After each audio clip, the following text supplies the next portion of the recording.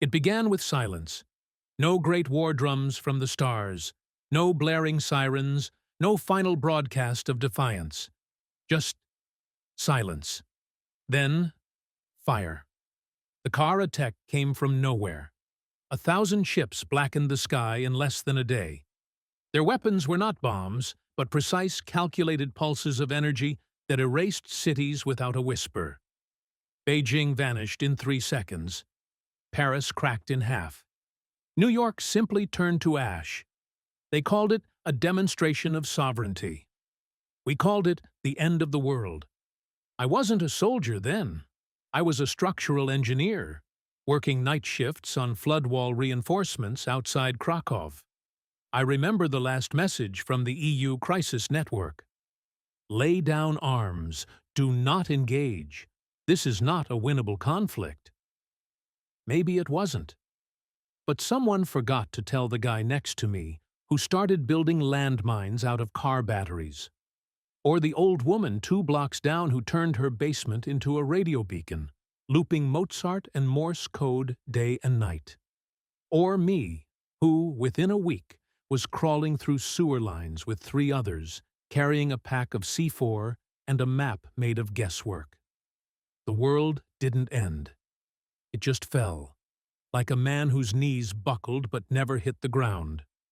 By the time the first resistance cells formed, Earth had already been divided into zones of control. The Kaara'Tek believed in order, and that belief made them arrogant. They never expected mammals barely past combustion engines to survive under orbital lockdown. They never expected us to learn their language by intercepting their own drones. They never expected us to become wolves. Our unit was buried deep in the ruins of southern Poland. No official name. Just an old tag someone scratched on the wall of an abandoned subway station. Unit 17. Drowners. Because we made them drown in their own overconfidence. We weren't soldiers. We were mechanics, cooks, nurses, smugglers. Our weapons were rusted. Our intel came from rumors. Our morale came from spite. And leading our section, a man named Ilya Kowalski. Quiet, heavy-built, always chewing on something, usually wire or dried roots. Said little, but when he did, you listened. Because he didn't talk like a leader. He talked like someone who had already died once, and came back just to make sure the bastards paid for it. I remember his first real order. No heroes, no martyrs, just damage. Leave something broken behind every time you move. It stuck. It became scripture. On day 244 of occupation, we stole a communications relay from a downed Kaara'Tek scout. Ilya didn't cheer. He just looked at it, nodded, and said, "Now we make them listen." We set up a pirate signal, nothing fancy. Static bursts, audio loops, low-range voice transmission. We started broadcasting intercepted enemy chatter, along with one little twist, a lullaby. An old Earth song echoing across the Kaara'Tek frequency like a ghost. Earth is seen through the porthole, and the sun's sadness is clearly heard. The aliens didn't understand the words, but they heard the grit. They heard something alien to them, defiance layered in sorrow. That song traveled. We tracked it, bouncing between patrol stations. Some Kaara'Tek started scrambling their receivers. One didn't. A low-ranking technician, Turek, stopped jamming the signal. For 6 minutes, his post went silent. Just the Earth song playing into a dark corner of a warship. And for the first time, someone on their side listened. The Kaara'Tek thought they'd won, but we'd only just begun to fight. Because humans, real humans, don't surrender. We adapt, we endure, and when we break like glass, sharp, furious, and aimed at the throat. They called us feral bipeds.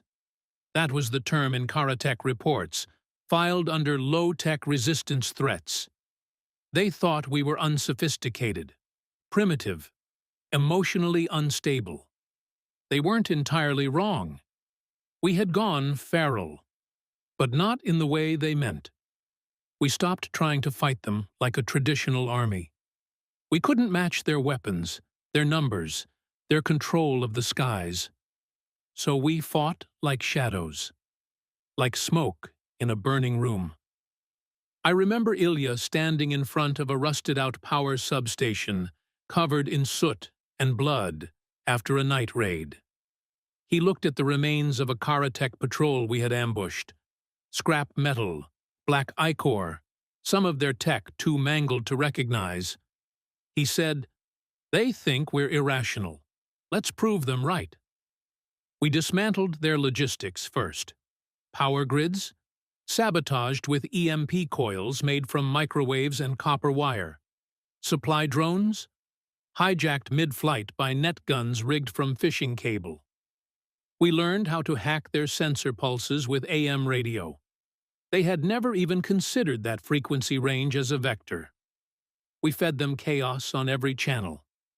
Every week, we'd move camps, tunneling through collapsed buildings, crawling through old storm drains, hiding among the dead. There was no front line anymore. Earth itself was the battlefield. The mountains, the forests, even the cities they leveled. They became our weapons. And we didn't fight to win. We fought to cost them. Every patrol they lost, every outpost burned, every tech module we jammed. It forced them to send more ships, more drones, more soldiers. And more eyes began to watch. In the sky, above the broken bones of our cities, satellites from other empires tracked the conflict. Neutral powers, long subjugated, began watching this feral planet that refused to die. That's when Turek reappeared, the Kaara'Tek technician who had listened to the broadcast, the one who didn't jam the Earth song. We intercepted an encrypted message weeks later. It wasn't much, just 4 words in our stolen language. They hide, I watch. We didn't know what it meant, but it gave Ilya an idea. We started broadcasting stories, not threats, not propaganda, human stories, memories, old songs, short recordings from civilians, mothers, students, children, describing sunsets, favorite foods, lost pets, laughter. It was stupid, sentimental, reckless, and it broke something. 2 Kaara'Tek patrol units refused orders to fire on a refugee convoy in Patagonia. One of their pilots dumped fuel on his own scanner array before deserting his post. A fleet command center was discovered to be circulating translated human recordings, classified as emotional subversion. The Kaara'Tek weren't afraid of our weapons. They were afraid of our humanity. We weren't supposed to be resilient. We weren't supposed to keep loving, singing, remembering in the ash and mud. But we did. And as we dragged them into the dirt with us, into our war, we forced them to see a kind of strength they had no defense against. Hope. The High Command called for an exemplary purge. Their ships darkened the skies above the Alps, where most of the Resistance's main cells, including ours, had regrouped in old tunnels and shelters. A total sterilization. No survivors. No evidence. It was the beginning of the end. We all knew it. Ilya looked at the incoming strike maps and just nodded once. They want to end this. Let's give them a finale. They came like gods. 12 carriers descended over the European continent. Clouds boiled around them. Their hulls blocked the sun for 3 days. We watched from the tree line. No screams, no panic. Just a silence that had learned to wait. This was no occupation. This was eradication. The Kaara'Tek had finally understood what we were. A contagion. Not biological. Ideological. We infected their order with doubt. We reminded their rank and file what it meant to feel. And so they answered in the only way their empire knew how. They would burn the Alps to the ground. and every human cell hiding inside them. Ilya stood over a battered paper map, lit by a broken headlamp. His voice was steady. "We don't stop them here. We don't stop them anywhere." There were maybe 2,000 of us left in the mountain zone. Fighters, techs, civilians. Most were sick, half-starved. Ammo was low. Medical supplies were a joke. But we had one advantage: the forest. The dead zone, as the Kaara'Tek called it. A scar of land where a chemical plant had exploded in the early days of the war, leaving a toxic wasteland. Fungi fed on the synthetic runoff. Wind patterns created chemical fog. Nothing lived there for long. Except us. Over months, we rigged it with traps, collapsible ravines, minefields made of fertilizer and steel bolts, old Soviet warheads repurposed to burst, not blast, to scatter nerve agents tailored from alien biocells. It wasn't a forest anymore. It was a mouthful of broken glass.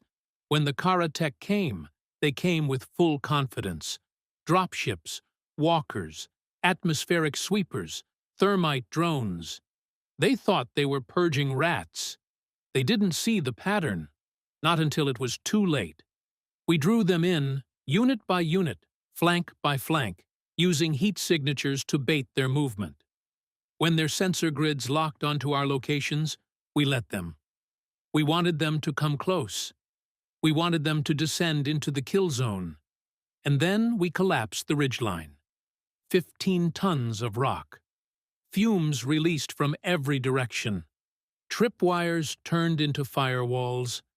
Antifreeze mist coated their optics, neutralizing their targeting. That's when we sent in the burners. Dozens of us, masked and coughing, rushed in with tanks of ignited slurry. We didn't fight. We scorched. Kaara'Tek screamed. Their armor bubbled. Some dropped their weapons and ran. Some begged in broken earth dialects. Some just stared. They had never seen enemies who didn't retreat. They had never seen enemies willing to burn with them. The cost was unimaginable. Over half of our forces never left the forest. Ilya was one of the last to go in, dragging a wounded scout across a field of flame. The Kaara'Tek commander, a 7-limbed brute covered in golden armor, stood blocking their path. Ilya dropped the scout, pulled the last detonator from his vest. "You came here to end the war," he said. "So did I." The final blast lit the sky for miles. We held the line. The Kaara'Tek retreated from the Alps within 72 hours. They called it a localized containment failure. We called it a message. Burn us. Crush us. Hunt us through the stars. We will still fight. And if we fall with our fists clenched around your throat. They thought it would end with fire, that the last embers of Earth's resistance would flicker and die in the ashes of the alpine forests, that we'd mourn, bury our dead, and finally kneel. They were wrong, because what they didn't understand, what they never understood, is that you can't conquer something that refuses to stop fighting. And humans don't break. We adapt. We harden. And then we come back stronger, angrier, and infinitely more dangerous. The Kaara'Tek withdrew from Earth's interior zones within a month. Their broadcasts stopped calling us primitive bipeds. New designations were quietly added to their war files. Homo sapiens sapiens classification. Persistent asymmetric threat. Psychological profile. Unyielding. Culturally viral. Behaviorally non-compliant. The galaxy began to whisper about Earth. Not in fear, not yet, but in curiosity. A backwater species that fought an empire to a standstill using rust, radiation, and radiostatic. A species that didn't win, but refused to lose. Other conquered races took note. Encrypted messages reached us from deep space, piggybacked on old Kaara'Tek transmissions. Simple phrases at first. How did you survive? How did you keep fighting? Teach us. And so we did. What began in tunnels and forests spread to orbit. Former Kaara'Tek colonies, thought pacified, erupted in sabotage. Human tactics, human code, human defiance became the virus the Empire couldn't contain. Turek, the alien technician who once heard our music, defected completely. He stole a scout vessel and delivered it to us, not as a bribe, but as a tribute. He said nothing when we met, just handed Ilya's old detonator, salvaged from the forest, to one of our field captains. Then he saluted, in the old Earth way. Not because he thought we were better, but because we were the only species he'd ever seen that refused to die on command. We lost billions. Skies are still scorched, oceans poisoned, cities hollowed out like skulls. But we're still here. Every time a Kaara'Tek patrol scans Earth, they hear a signal. A short loop, low volume, untraceable origin. Sometimes it's a song, sometimes a child's laughter, sometimes just a whisper, in every language we've ever spoken. We are not done. What do you do with a species that fights even after the war is over? What do you do with survivors who don't just rebuild, but inspire rebellion across half a galaxy? The Kaara'Tek still ask those questions, because we never gave them the answer they wanted. We gave them the only one we had. You thought we'd break. You were wrong. We're human. We never stop.